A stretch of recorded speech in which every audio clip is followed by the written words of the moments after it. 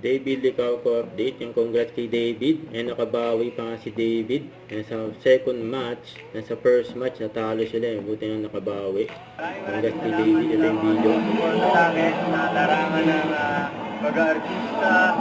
At ngayon naman sa basketball, pasensya na kung medyo malabo yung laro ko kanina. Pero bawi ako. May nagsabi ka sa akin kanina, just need to have fun. Mamaya, I'm gonna have fun. Tatangkad ng mga kalaban ni David. David yata pinakamaliit Pero palag-palag naman si David. Yung kalaban niya sa basketball.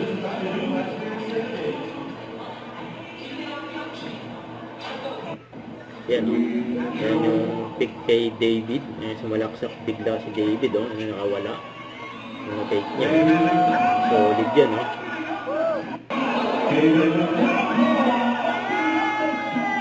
Yan, dinaanan lang ni David sa bilis. Sipag sa bantay. Yan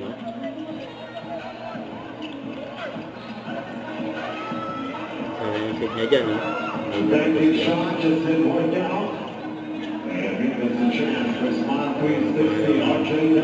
laro nila, nanalo sila 21-14. Yan yung uling Petro. Panalo. Team Tao Story. Congrats. Sa team ni David. Solid yung pangalawang game nila. Yung unang game nila, yung nalawang. Ito yung interview kay David.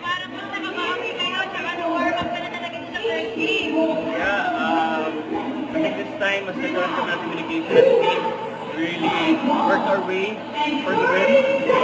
And ako rin, I think I was able to warm up from the first game. The first game jitters na, like I'm here, I'm not really in Eagle-Eyed Quest.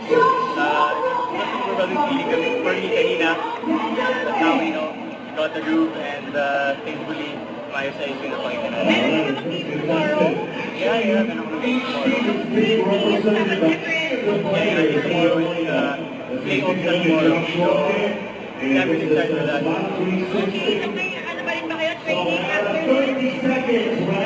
Maybe we're just gonna, gather and talk about what happened, talk about our plans for tomorrow.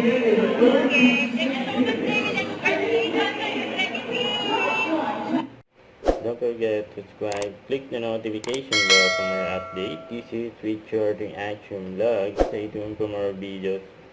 See ya.